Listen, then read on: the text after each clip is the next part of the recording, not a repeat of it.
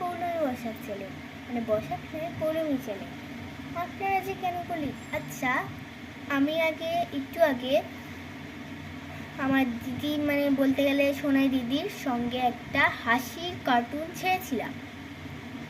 এটা খুবই হাসির ছিল এবং খুবই মজাদার। আমি সেজেগুজে বলতে গেলে অতটাও না, আমি একটা লোক সেজেছিলাম।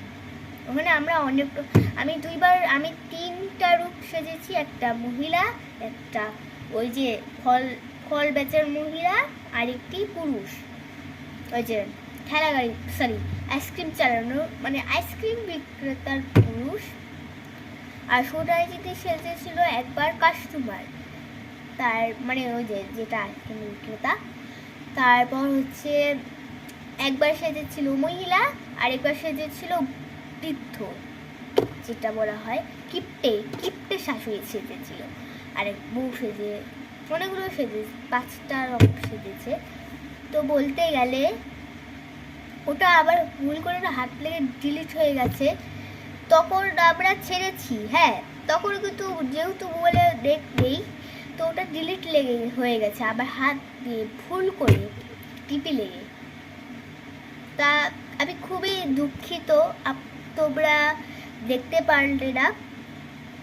যাই হোক, আমি আবার নতুন কিছু ছাড়বো, তোমরা দেখবে। আর আমি যে কেন বলি আপনারা সেটাই বুঝতে পারি না।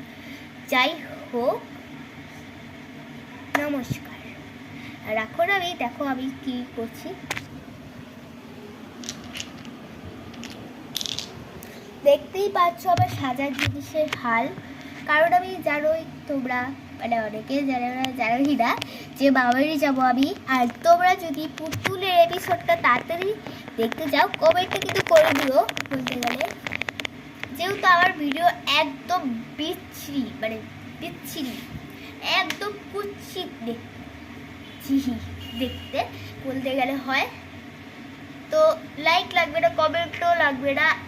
তোমাদের জন্য আমি অনেক ভিডিও ছাড়বো, হ্যাঁ।